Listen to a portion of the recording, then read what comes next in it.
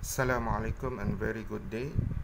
Today we will proceed our lesson to the subtopic 4 from 5, that is factors affecting the development of a fetus and baby.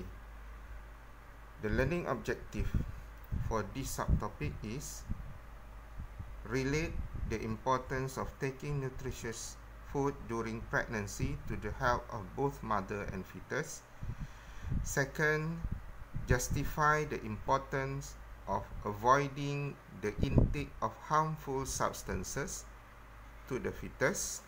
Third, justify the benefits of breastfeeding compared to formula milk on the infant's development. Fourth, realize that every living creature has a right to live even if it is in the womb. So this is the subtopic for today, and then I hope that all of you can focus on this lesson to enable you to understand the concept that what is the factor that affecting the development of a fetus and baby. Do you know what is the factors that affect the development of fetus and baby? The answer is a food that is being consumed by pregnant mothers. Why this food is very important and can give a effect to the development of fetus and also a baby? Because what pregnant mother eats will also influence the development, the health of the fetus inside the womb of the pregnant mother. There are a good food and also a bad food for the health of pregnant mothers and also the health of fetus and also a baby. So this type of food will give a benefit and also a negative effect to the mother's health and also the development of fetus and also the baby. That's why it is very important for the pregnant woman to take care of their food when they put into their mouth, because all this food will give whether a positive or a bad or negative effect to the development of a fetus. Why is the nutritional requirement between a woman who is pregnant and the one who is not pregnant different? A pregnant woman must have a healthy and balanced diet and take good care of her health to deliver a healthy baby. The calorie requirement for a pregnant woman is higher. In this figure shows the daily calorie requirement of a pregnant woman. So this diagram will show you the difference between pregnant and not pregnant woman based on the calorie requirement.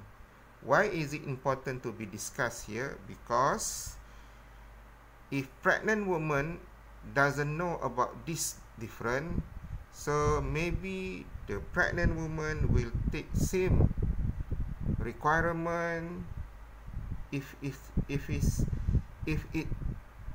she is not pregnant. So the mothers have to know when they become a pregnant, so they must take care that the pregnant woman must know, because when they become pregnant, the daily calorie requirement is higher compared to the not pregnant woman. So this diagram will show what is the daily calorie requirement for each class of food that should be consumed by pregnant woman. So the first is carbohydrate. The daily requirement, calorie requirement is 11,592 kilojoule compared to the not pregnant woman, 9,450 kilojoule. So higher compared to the non-pregnant woman. Protein, 85 gram, and for not pregnant woman, 39 gram. Vitamin A, milligram. Calcium, between 1,000 to 1,500 milligram, compared to not pregnant woman, only 500 milligram.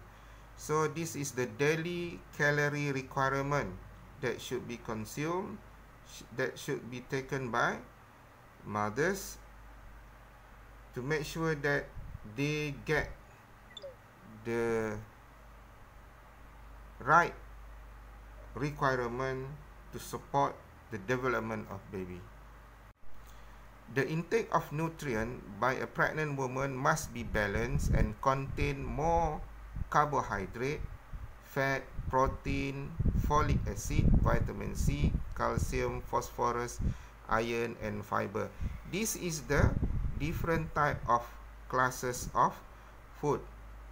As we know that food can be divided into 7 classes of food, so these 7 classes of food must be consumed by pregnant woman in a balanced diet to make sure that the complete requirement by the mothers, by the both mothers and fetus, can be consumed during the pregnancy period. So every class of this food have their own function, and here stated several examples of the class of food. For example, fiber, iron, carbohydrate and fat, food, vitamin C, folic acid, protein, and several minerals and vitamins. So from here we have to know what is the benefit and function of every class of food given here. For example, I only explain several of them. Fiber, that we can take from cereal, vegetables and fruit. The function is to prevent constipation. Iron, that we can obtain from the liver, red meat and fish, and the function is in the formation of hemoglobin to prevent anemia. Vitamin C, that we can get from citrus fruits, guava and tomatoes. The function is for skin health of fetus and mother and to prevent bleeding gums. Folic acid, example we can get from broccoli, spinach and groundnut, and the function is for the nervous system, for the development of nervous system of the fetus. Calcium and phosphorus we can get from the anchovies, cheese and milk. Function for a healthy formation of fetus bone and to protect the bones and teeth of the mothers. So this is among the example explained here about the benefit of food that consumed by pregnant mothers. There are several harmful substances that always being consumed by human being that can give negative effect to the mothers and also to the development of fetus in the womb. For example is smoke, alcohol, and taking drugs. These three harmful substances is very dangerous for the development of fetus and also for the pregnant mothers. So now we will look what is the negative effect for each of these harmful substances when the pregnant mothers consume these three substances. For example, cigarette. What is the effect? The baby may have low birth weight, have higher mortality rate, and maybe the baby may become retarded and have physical disabilities, and may be born premature, and miscarriage of fetus may happen. So this is the negative effect of consuming cigarette. Alcoholic drink. The negative effect is the baby may be born with fetal alcohol syndrome. So we can see from here what is the characteristic of a baby who suffers from fetal alcoholic syndrome. Fetal development may be delayed. The brain, nervous system, and the heart may be damaged.